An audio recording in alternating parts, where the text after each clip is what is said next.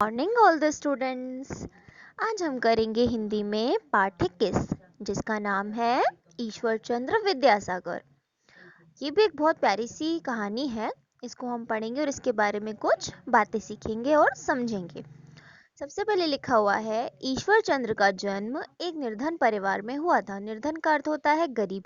एक गरीब फैमिली में उनका जो है जन्म हुआ था ईश्वर चंद्र का।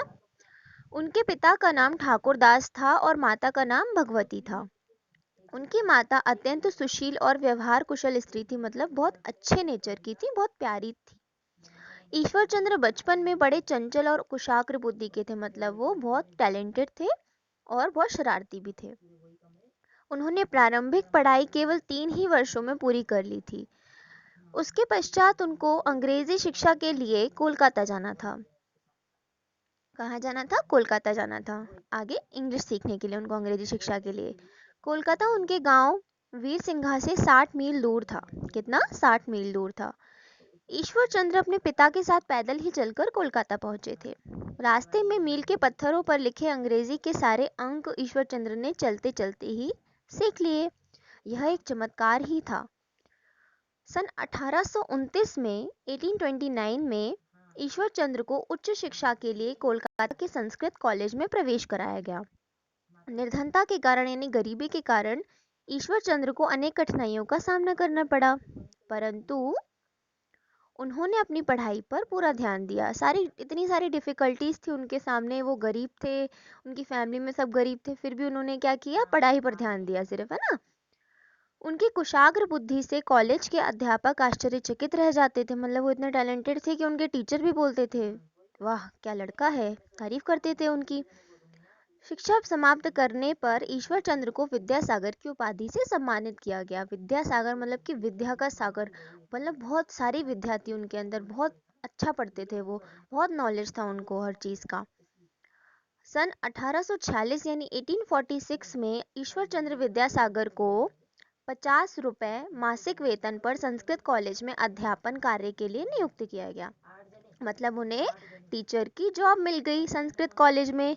कितना मासिक वेतन? यानी कि मंथली इनकम उनकी कितनी थी? मात्र 50 रुपए, यानी कि 50 रुपीज। उस टाइम पर बहुत, देखो 1846 में कितनी पुरानी बात हो गई। परंतु अधिकारियों से मतभेद हो जाने के कारण, जो बड़े लोग थे ना, उनसे उनका थोड़ा झगड़ा हो गया था, मतभेद हो गया था, जिसके कारण उन्होंने क्या किया? वो जॉब छोड़ दी। उन्होंने क्या किया? त्याग पत्र दे दिया।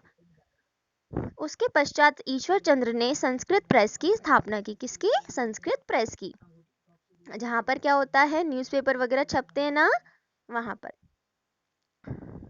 कुछ समय बाद उन्हें संस्कृत कॉलेज का प्रधानाचार्य नियुक्त किया गया, यानी कि प्रिंसिपल। प्रधानाचार्य कौन होते हैं? प्रिंसिपल।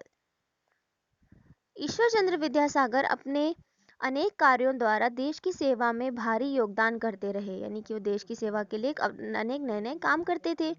उन्होंने समाज सुधार के अनेक कार्य करते हुए कई पुस्तकें भी लिखी। उन्होंने बुक लिखना स्टार्ट कर दिया। अपनी विद्वता और देश व समाज के कार्यों से ईश्वर चंद्र विद्यासागर दूर दूर तक क्या हो गए? प्रसिद्ध हो गए, यानी फेमस हो गए वो, है ना।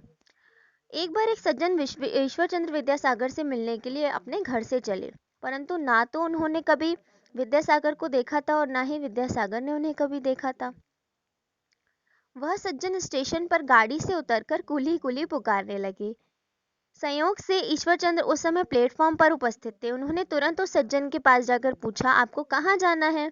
तो विद्वान सज्जन ने बताया, मुझे ईश्वर चंद्र विद्यासागर जी के यहाँ जाना है, जबकि वो खुद ही ईश्वर चंद्र विद्यासागर थे। विद्यासागर ने उनका सूटकेस उठाकर सिर पर रख लिया और कहा, चलिए मैं आपको पहुंचा देता हूँ। विद्वान सज्जन सूट बूट पहने हुए थे और ईश्वर चंद्र विद्यासागर बिल्कुल सादे कपड़ों में थे, है ना। घर पहुंचने पर विद्वान सज्जन को मालूम हुआ कि जिसे वे कुली समझे थे, वे वास्तव में ईश्वर चंद्र विद्यासागर हैं। अपनी भूल पर विद्वान सज्जन अत्यंत लज्जित हुए। उन्हें बहुत बुरा लगा कि मैंने ये क्या कर दिया, जिनसे मैं मिलने आया था वो उन्हीं को मैं कुली समझकर यहाँ लेकर आ गया। वह विद्वान सज्जन अत्यंत लज्जित हुए और विद्यासागर की महानता के सामने नतमस्तक होकर क्षमा मांगने लगे, है ना, हाथ जोड़कर क्षमा मांगने लगे। विद्यासागर जी ने कहा, सदा स्वावलंबी बनो, अपना काम स्वयं करना अच्छी बात है, विद्यासागर जी का आदर्श जीवन हमारे लिए सदा अनुकरणीय है। मतलब वो एक तरीके से कौन हो गए, हमारे फॉलोवर हो गए, है ना। मतलब हमें उनको क्या करना चाहिए, उनकी अच्छी अच्छी बातें सीख करके हमें भी उनके जैसा बनने की कोशिश करनी चाहिए। अपना काम दूसरों पर टालना बहुत बुरी बात होती है। वैसे अपना सामान खुद ही उठाना चाहिए, है ना। लेकिन क्या था, वो जो सूट बूट में जो आदमी था उसको लग रहा था कि मैं इतना सारा सामान कैसे लेकर जाऊंगा, लेकिन ईश्वर चंद्र ने क्या किया, उनकी हेल्प की और उनको अपने घर तक ही उनका सामान उठाकर लेकर आ गए। तो हमें इससे क्या शिक्षा मिली कि हमको क्या करना चाहिए, स्वावलंबी बनना चाहिए और हमेशा विनम्रता से सभी से बात करनी चाहिए। और कभी भी किसी भी चीज का हमें क्या नहीं होना चाहिए, घमंड भी नहीं होना चाहिए। सो स्टूडेंट्स, आज के लिए बस इतना ही। Now class is over. Bye, take care.